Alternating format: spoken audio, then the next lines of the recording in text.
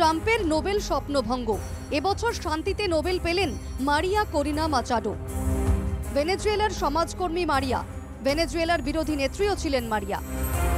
ভেনেজুয়েলার জনগণের গণতান্ত্রিক অধিকারের প্রচার, একনায়কতন্ত্র থেকে গণতন্ত্র অর্জনের অবিরাম সংগ্রাম। তারই পুরস্কার হিসেবে শান্তিতে নোবেল মারিয়াকে। 2025 সালের নোবেল শান্তি পুরস্কার মারিয়া করিনা মাচাডোকে। The Norwegian Nobel Committee has decided to award the Nobel Peace Prize for 2025 to Maria Corina Machado. She is receiving the Nobel Peace Prize for her tireless work promoting democratic rights for the people of Venezuela. কমিটির chairman Jorgen ওয়াটনে ফ্রাইডনেস জানান, ভেনেজুয়েলার বিরোধী দল এককালে দ্বিধা বিভক্ত ছিল। তাদের একত্রিত করার কৃতিত্ব মারিয়ার। বিরোধী দলগুলিকে একত্রিত করে অবাধ নির্বাচন এবং প্রতিনিধিত্বমূলক সরকারের দাবি তুলে ধরেছেন তিনি।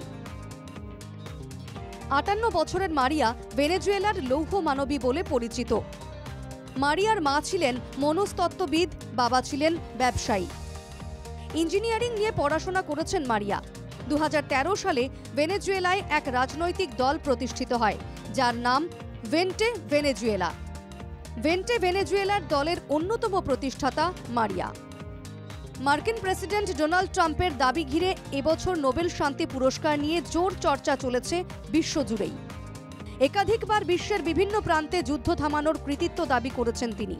নিজেই নিজেকে নোবেল শান্তি পুরস্কারের দাবিদার বলেছিলেন।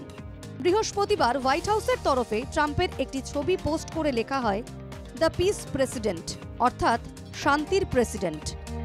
বুধবার ট্রাম্প নিজেও তার পুরস্কার প্রাপ্তির সম্ভাবনা নিয়ে মুখ খুলেছিলেন, যদিও শেষ পর্যন্ত শিকে ছিঁড়ল না ট্রাম্পের। Bureau report, NKTV Bangla.